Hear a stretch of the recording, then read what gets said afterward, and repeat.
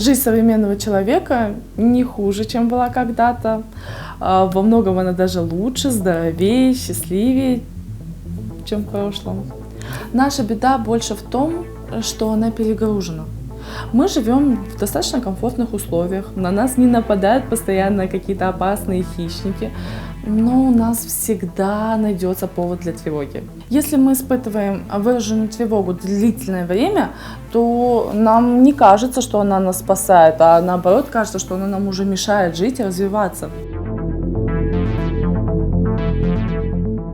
Полностью избавиться от тревоги мы не можем, но мы в состоянии сделать так, чтобы снизить ее уровень, чтобы она не мешала нам жить и не мешала добиваться поставленных задач. Поэтому, наверное, одна из важных задач человека, страдающего от тревожного расстройства, состоит в том, чтобы уделять внимание своим мыслям, эмоциям, работать над ними, еще до того, как его мозг решит запускать спасательную операцию в виде панической атаки. Мозг постоянно подбрасывает нам какие-то темы, и как только та или иная тема вызывает в нас достаточно сильный эмоциональный отклик, и мы как-то начинаем бороться с ней, потому что она нам кажется неприятной, именно в таких случаях мозг понимает, что здесь надо зацепиться, здесь, возможно, есть что-то важное, актуальное, может быть, есть какая-то опасность. И именно пытаясь защитить нас, мозг будет снова и снова подсовывать нам именно эту тему с проверкой. И если каждый раз будет у нас эмоциональный отклик, то, скорее всего, это будет повторяться вновь и вновь. Людям кажется, что нет никакой причины того, что у них тревожное расстройство, но причина есть. Вам нужно разобраться, чего вы боитесь, и причина в вашей голове. Люди боятся чего угодно.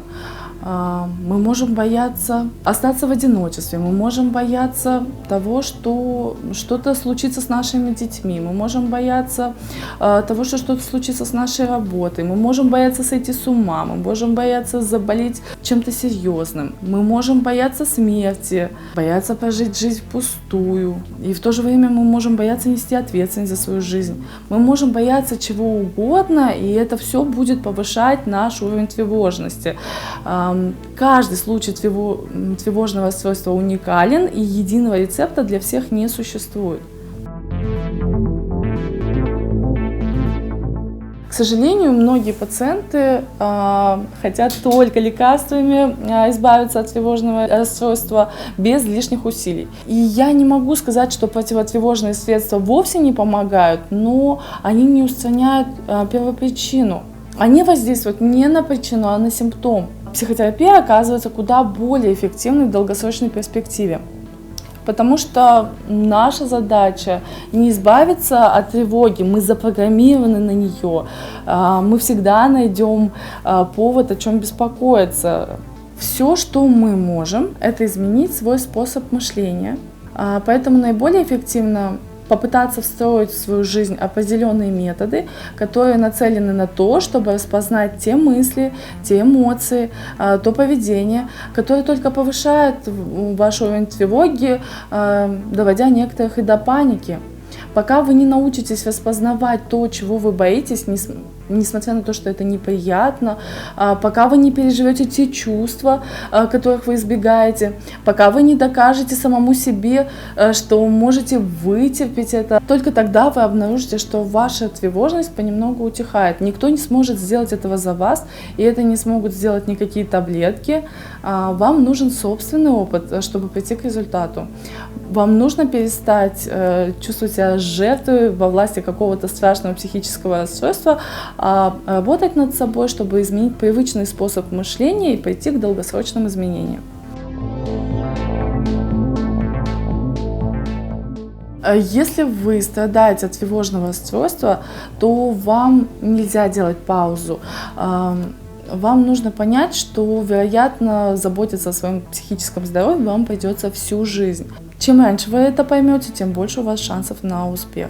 Надо отметить, что как только люди начинают заниматься своим психическим здоровьем, пытаясь снизить уровень тревоги, они обычно сталкиваются с тем, что стоит им только повернуться лицом к лицу к своим страхам, возникает ощущение, что состояние только ухудшается, тревожность только нарастает, а способность ее контролировать как-то слабеет. Это переживание не просто нормальное, но оно является признаком того, что вы постепенно побеждаете свою тревожность. Будьте готовы к этому и не убегайте, не избегайте тревожащих вас ситуаций, а проявите настойчивость. Будьте готовы, что как только вы продемонстрируете своему мозгу, что обычно всегда тревожащая вас тема внезапно вас больше не волнует, мозг будет повторять свои попытки и подкидывать вам эти темы не один раз. Мозгу надо убедиться, как это так, мы так долго переживали по тому поводу или поэтому, и ты сейчас хочешь сказать, что это для нас больше не опасно? Отнеситесь к этому этапу вашей терапии с мудростью и пониманием. Мозгу понадобится время, чтобы закрепить этот новый для себя опыт. Будьте готовы, что будут периоды, когда вам будет тяжелее справляться со своей тревожностью, если вы истощены, если вы слишком устали, если вы в плохом настроении. Женщины могут испытывать усиленную тревожность в связи с гормональными изменениями, связанными с менструальным циклом. Также тяжелее будет бороться с тревожностью любителям часто стимулировать себя кофеином. Конечно же, негативно будет влиять алкоголь, особенно на следующий день после употребления. Тревоги всегда легко вас застать врасплох, именно сразу после пробуждения и во время отхода ко сну. Из-за того, что вы страдаете от тревоги, это вовсе не значит, что вы ничтожный, жалкий человек. Это не значит, что вы сходите с ума или что с вами происходит что-то непоправимое.